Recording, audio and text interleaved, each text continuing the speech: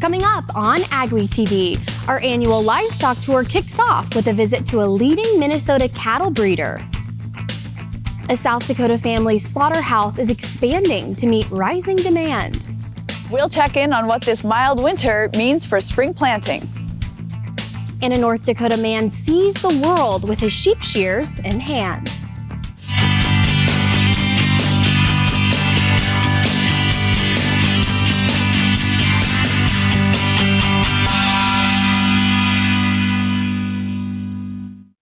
Welcome to our 10th season of AgweekTV. I'm Emily Beal.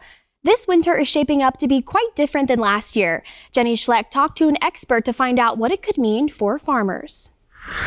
Thanks, Emily. I'm here with Daryl Richardson, the director of the North Dakota Agricultural Weather Network. And Daryl, we've had a much more mild winter than the last few. What does this lack of snow so far mean for our moisture content in our soil? You have to remember we had a humongous rain in December. And so really Fargo, Moorhead southward is just saturated now. And because the ground was not frozen for that 2 or 3 inches of rain, almost all of it went into the soil. I can understand the concern, but I always remind people of a very important statistic. November through March, those 5 months, our average precipitation, those 5 months, is the same as it is in the month of June alone. So in other words, when we have a lot of snow, people think there's a lot of moisture there. Last winter, there actually was. It was the exception. The other thing people are really interested to know is we've been in this mild El Nino pattern. What are we looking at when we come towards spring planting? We've had some delays the last few years. Are we going to see that again? Well, in my 2024 talks, which I've given several of so far, I've told people that this is really hard for me to say because not only in the past couple of years, if you look back this entire century so far, the last 20 years, we have not been blessed with a lot of great springs. We've been blessed with a lot of great falls, but not a lot of springs. So it's really hard to say this. But if you look historically at past El Ninos and other things that are going on, because El Nino is not the catch-all of the world. There's more things going on in El Nino. It's one piece of the puzzle. A high percentage, like 80-85% of those springs were good springs. People were getting out in the fields even in April and into May. Also good to hear. Now we are just now hitting actual winter weather for a lot of the region. How long do you see this lasting? A good solid 2 weeks and maybe longer. So I think the second half of winter will be more winterish. The overall average, because of December, we're guaranteed a warmer than average winter. And if you're in the southern Red River Valley, you're guaranteed a wetter than average winter, contrary to our El Ninos, because we've already had more precipitation in December than we average in an entire winter. But having said that, I think the second half will be more typical winter, so expect more average temperatures, more average precipitation, which again isn't a lot. All right. Thank you, Daryl. In Fargo, North Dakota, this is Jenny Schlecht for AgWeek. Thanks, Jenny. You may not think shearing sheep is your ticket to seeing the world, but I met with one North Dakota man who is proving it to be possible. It's this week's AgWeek cover story. I wanted to be shearing, and so I just kept shearing. And now it's 47 years. Hillary Geetson began shearing sheep when he was a sophomore in high school and never looked back. He and his shears have had quite the adventure. And I've sheared around the world. I've been to 23 countries, and I've sheared in 13 of those 23 on 6 continents. Geetson was primarily self-taught, but he did go to New Zealand where he got advanced training. After the training, he bounced from New Zealand and Australia to put his skills to good use. While he has sheared in 27 states, Alaska included, his favorite place to shear and use his craft is where he calls home. People around Minot they will not shear sheep until late March. And that's when they want to do it. And that is my favorite time of the year because I'm home every night for about five or 6 weeks. And he does such a quality job, and that's really what we're looking for. Teresa Perleyberg raises sheep on Bear Creek Ranch with her family. After her daughter asked for a lamb for her 8th birthday, the Perleybergs started raising Romney sheep for their wool. She then started her own business using their flock's wool. I started Bear Creek Felting back in 2008, which is I was selling needle felting kits and things online, partnered with Dakota Fiber Mill in 2019. And so now we have a fiber mill and we make different products with the wool. So it goes straight from here, from our barn, to the Nome Schoolhouse where we have the fiber mill. And then it's all processed, cleaned, and the finished product leaves there and goes out to the customers. Besides what some believe, Pearlieberg says shearing sheep is not painful in any way and offers the sheep great relief. I don't know if they think we're killing the sheep or we're hurting them very badly by shearing them, and it's actually doing them a favor.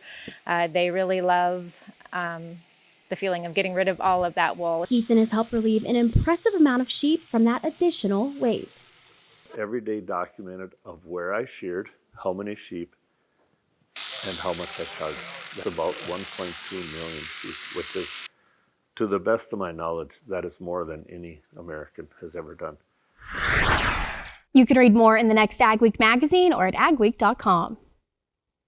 Up next on AgweekTV, our annual livestock tour kicks off with stops at 2 Minnesota cattle operations. A farmer's work is never done. You're not just planting a seed or harvesting a crop. You're growing a legacy. When you're up before dawn and out long past dusk, you need a banker who will work with your schedule, not the other way around. At Choice, we do banking differently, giving farmers like you time back to focus on what really matters. Choice Bank, top North Dakota Ag Bank for 10 years running, and always people first. It was October 1st, 2009. We needed some machinery for the farm. We decided to see if we could become a dealer, and that's kind of grown into what it's been today. We offer basically anything short line. Seed tenders, fertilizer spreaders, sprayers. We can really set ourselves apart by the knowledge we have in those things, by the amount of units we have on hand at all times. I just have a passion for helping people, getting to know people. It just becomes a lot of fun. When it comes to grain storage and handling solutions, one call does it all. Gateway Building Systems is one of the largest Brock bin dealers in the U.S. Our expert team is dedicated to creating a customized plan for your future success. Expanding your operation has never been easier with our range of Brock solid bins, grain dryers, conveyors, and more. As your trusted partner, we are committed to serving the needs of farmers. Take the first step toward success and call Gateway Building Systems today. My name is Dawn, and this is my husband, Trent. I've been ranching ever since I was a little girl. And I married into it. We believe that if you take care of your land, it will give back to you and to your future generations. We value the helpfulness of finding the information and guidance we need in one place. Thankfully, the Dakota Legacy Initiative can provide just that for us. Visit DakotaLegacyInitiative.com for more information. Attention farmers, increase your revenue and prevent compaction from squeezing your profits with PTG's Central Tire Inflation System, now offered at OK Tire and Service. All controlled from the tips of your fingers, ensuring increased yield and improved fuel economy by adjusting your tire pressure within minutes. You are ensuring the best performance from your tractor on the field and off the field, compatible with any radial tire. Call the OK Tire team today or visit oktireinc.com to learn more. The AgWeek Livestock Tour is brought to you by Linskov Ranch. Our annual AgWeek Livestock Tour kicks off this week. We start in the rolling hills of southeast Minnesota, home to one of the country's oldest cattle breeding herds. Sunny Slope Angus near Landsboro, Minnesota runs a herd of about 225 head. It sells primarily breeding stock, registered bulls and heifers, and some cows. The family sold its first registered Angus in 1900, and their breeding program has produced a number of bulls that have made their mark on the industry. Owner Keith Ekstrom says genomics has made a big change in the business of cattle breeding. You're able to get a better idea of what the animal can produce while it's still a calf versus, before you would have to have multiple generations of calves before you got the full information. The operation is now transitioning to the 6th generation. Ekstrom's son Daniel says their best marketing tool is the annual sale. The best way to market your animals to customers, especially as breeding stock, is to host an annual sale. And so since 1978, we've been having an annual sale. Their next sale is on February 12th. Now the tour travels up to central Minnesota, where a young dairy farmer is optimistic about his future in a rapidly changing industry. Derek Schmitz has a regenerative farm and dairy near Cold Spring, Minnesota. He says he's open to trying new practices, and one of them is milking his 70 cows just once a day. He says it's better for the cows and for his own family. Schmitz says although he gets less milk, his input costs are down and quality is up. So with going to once a day milking, we were able to, at times we don't feed any grain. It all depends on what prices are. I'm running numbers constantly. It seems to work well. The cows have been doing well. Schmitz has been able to keep his cows grazing on pasture after milking so far this winter, with hay bale grazing as a supplement. The family is going to be certified organic in the spring, selling their milk to Organic Valley. A family-owned butcher shop, restaurant, and slaughterhouse in central South Dakota is branching out. The Meyer family says they're expanding to meet an increasing appetite for local meats. Carla and Dennis Meyer both come from ranching backgrounds and have both spent time working at various ranches in Montana and South Dakota. They opened Meyer Meats in February of 2021 as a slaughterhouse near Hayes, South Dakota, alongside their son, daughter, and daughter-in-law. We have a demand for our specialty products. As we started making them for local producers, they're like, oh, I want to buy some of this for my family. And so we decided we had a retail outlet, and plus we wanted to offer South Dakota ranch-raised beef to family consumers. They have since opened a retail store and restaurant in downtown Fort Pierre in the same building that was once Andy's Meat Market, a longtime butcher shop built in 1907. The meat is sold from ranches within a 100-mile radius of Fort Pierre. We wanted to purchase beef from the local ranchers or from ourselves and process it and have an avenue for the local families to purchase local raised beef. About 70% of their business is custom butchering.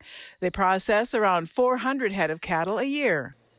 Everybody is able to know where it's coming from, and we're out there seeing where the beef are being raised. I mean, we know most of these people that we're buying it from and can guarantee that we're providing a good product for our customers. Knowing where the meat comes from is a key component to the Meyer Meats business. With the open borders, with our meat coming across Mexico and Canada, you don't really know where your meat's coming from. And even now you can have meat coming over from China, and once it hits the border, it gets that USA stamp. And people can come in here and know that it's local ranch-raised beef. It came just 20 miles down the road or 50 miles down the road from a local rancher. Might even be a friend of theirs, you know, and I think that just adds some comfort to what they're consuming on a daily basis.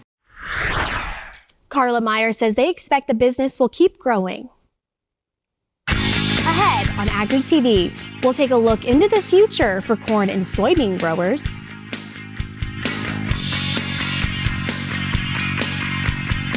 Improve the profitability of your ranch by partnering with Top Herefords. Attend the bull sale February 9th at the ranch in Grace City, North Dakota. When you buy a Top Herefords bull, you're getting top-of-the-line genetics and benefits of marketing your feeder cattle and replacement quality heifers direct. It's a common-sense approach to greater profits on your ranch. View the 2024 catalog at topherefords.com and join us at the bull sale February 9th at 1 p.m.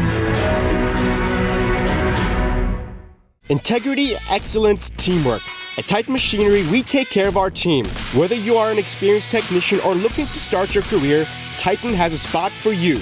Earn a competitive pay with the potential to make in excess of 6 figures. Service techs, come grow with a company that invests in you. Titan Machinery offers company HSA and 401k contributions, free single healthcare, and a generous tool allowance. Plus, we'll provide all of your uniform and safety gear.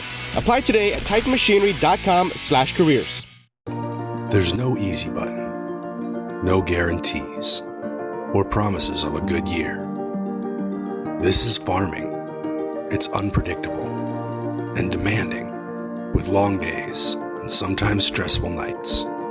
It's weathering the storms and coming out successful. Farming isn't for everyone. We thank those who make it their life, because it is for everyone.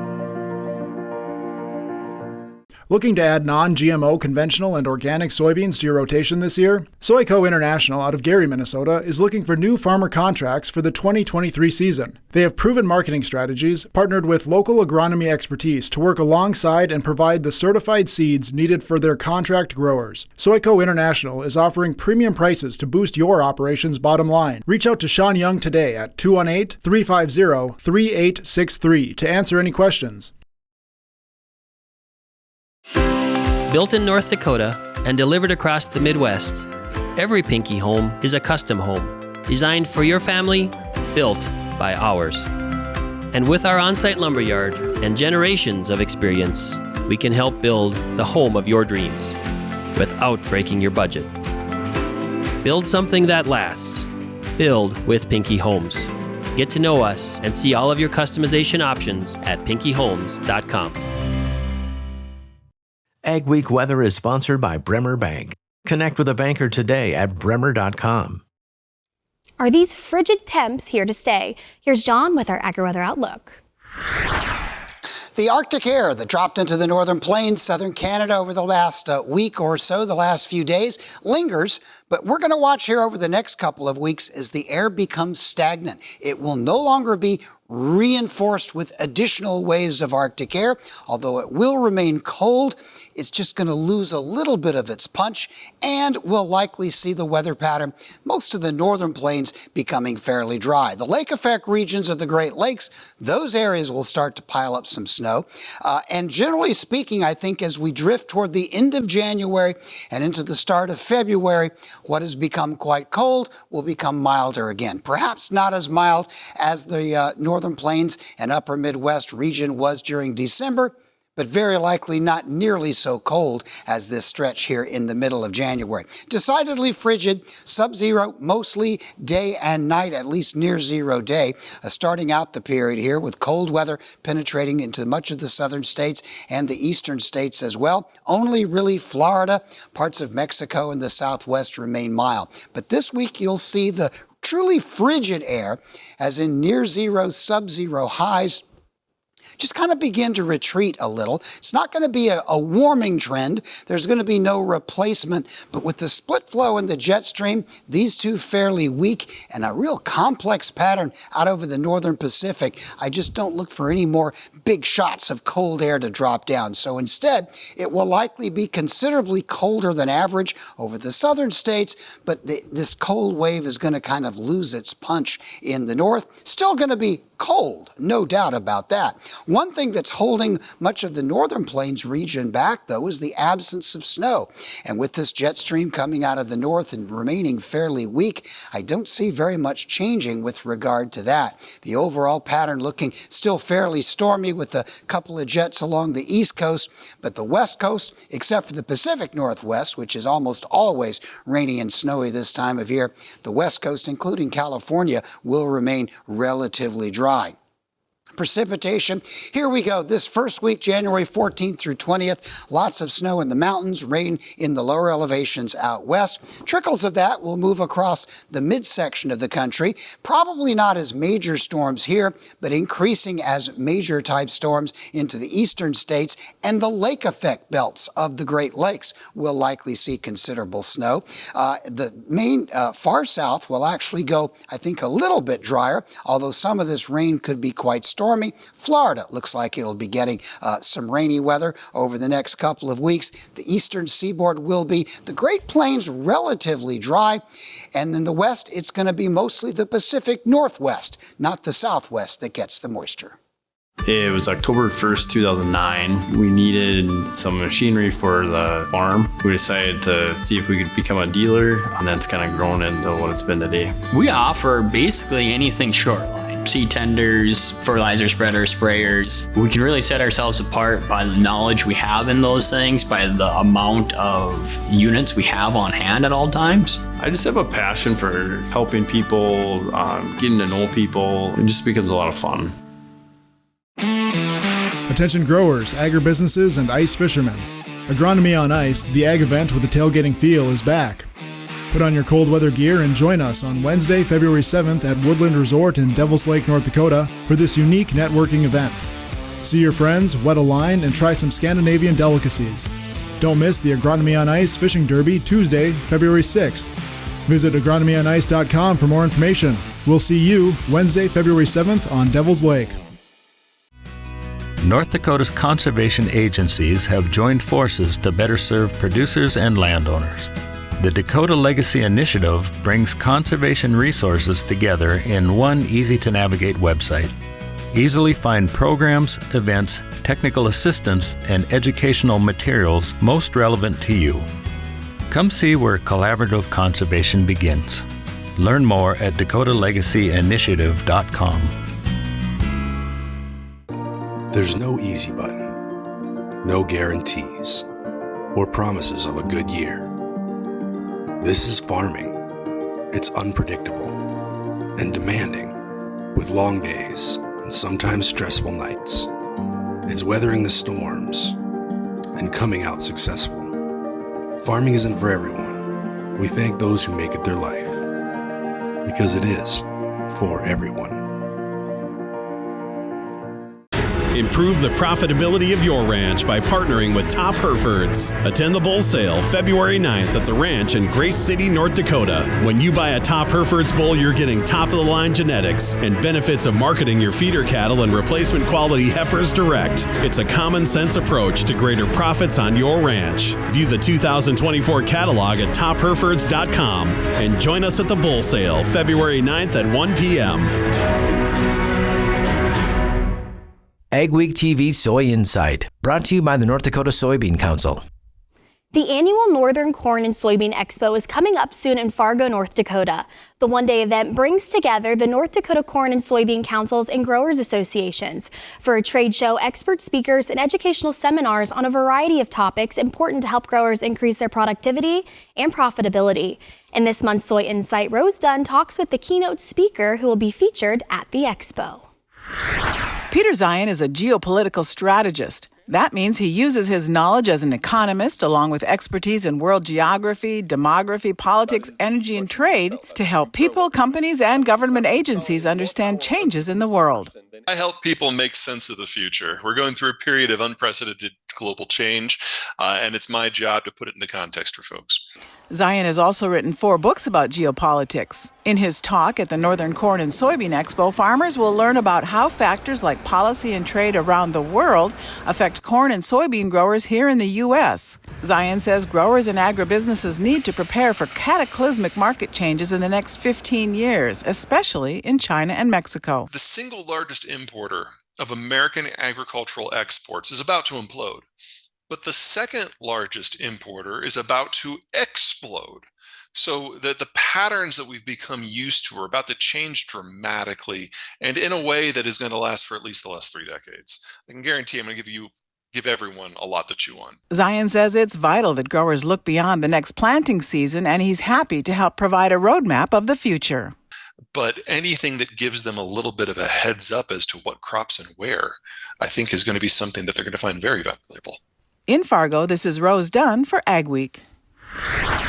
The 2024 Expo will be at a new location, the Butler Arena at the Red River Valley Fairgrounds in West Fargo on Tuesday, February 6th. To register, visit northerncornsoyexpo.com. Still ahead on AgweekTV, a young woman has a big responsibility, 2,000 head of cattle. When it comes to grain storage and handling solutions, one call does it all. Gateway Building Systems is one of the largest Brock bin dealers in the U.S. Our expert team is dedicated to creating a customized plan for your future success. Expanding your operation has never been easier with our range of Brock solid bins, grain dryers, conveyors, and more. As your trusted partner, we are committed to serving the needs of farmers. Take the first step toward success and call Gateway Building Systems today. Built in North Dakota and delivered across the Midwest, every Pinky home is a custom home, designed for your family, built by ours. And with our on-site lumberyard and generations of experience, we can help build the home of your dreams without breaking your budget. Build something that lasts. Build with Pinky Homes. Get to know us and see all of your customization options at pinkyhomes.com. A farmer's work is never done. You're not just planting a seed or harvesting a crop. You're growing a legacy. When you're up before dawn and out long past dusk, you need a banker who will work with your schedule, not the other way around. At Choice, we do banking differently, giving farmers like you time back to focus on what really matters. Choice Bank, top North Dakota Ag Bank for 10 years running, and always people first. Attention growers, agribusinesses, and ice fishermen. Agronomy on Ice, the ag event with a tailgating feel, is back. Put on your cold weather gear and join us on Wednesday, February 7th at Woodland Resort in Devils Lake, North Dakota for this unique networking event. See your friends, wet a line, and try some Scandinavian delicacies. Don't miss the Agronomy on Ice Fishing Derby Tuesday, February 6th. Visit agronomyonice.com for more information. We'll see you Wednesday, February 7th on Devils Lake. Integrity, excellence, teamwork. At Titan Machinery, we take care of our team. Whether you are an experienced technician or looking to start your career, Titan has a spot for you. Earn a competitive pay with the potential to make in excess of 6 figures. Service techs, come grow with a company that invests in you. Titan Machinery offers company HSA and 401k contributions, free single healthcare, and a generous tool allowance. Plus, we'll provide all of your uniform and safety gear. Apply today at titanmachinery.com/careers. A young South Dakota woman has a big responsibility on her family's farm. Kelsey Garretts has been managing her family's feedlot for 4 years, and she has no plans to go anywhere else. Kelsey Garretts has always been passionate about the agricultural industry. She grew up on her family's farm and feedlot, JPJ Enterprises, near Humboldt, South Dakota. My passion for agriculture came from when I was a high schooler. I actually had a lot of interest in the calves portion of this operation. So I was in charge of the caring and feeding of those calves, and ever since then I knew I wanted to be in animal agriculture in any way, shape, or form that I could be. She is now the feedlot manager for the operation, taking care of the 2,000 head of feeder cattle. But day to day, the only constant part of my day is that I feed twice a day, in the morning and at night. Anything in between is kind of it's variable. That's kind of the best part of my job, is I never know what I'm going to run into from day to day. She is currently the only one of her siblings to return to the farm. The favorite part about being on the family farm, I would say, is working with my family. It's such a great experience. It's not something that everybody does every day. It can be challenging, it can be hard, but working through that has kind of made me a better person and built me into the individual I am today. Whether it's returning to the family farm or getting involved in another area of the agricultural industry, Garretts says getting the next generation involved is vital to the industry. Getting a younger generation involved kind of plants that seed, like I said before. Kind of gives them a little heads up, kind of gives them a glimpse into something different. Not a lot of kids get that exposure nowadays, I've learned. Especially in the younger generation, they don't, obviously, we're kind of removed from that family farm aspect. So kind of getting them involved as early as possible kind of gives them that sense of responsibility, gives them a different outlook on life. Stories you'll only see on AgWeek.com and in AgWeek magazine this week. Minnesota's new succession coordinator has a long history in farm planning, and a North Dakota program hopes to reduce farm-related road crashes. We appreciate you watching AgWeek TV. Remember to check us out daily on Facebook, Twitter, Instagram, and TikTok to keep up on all your ag news. Have a wonderful week, everyone.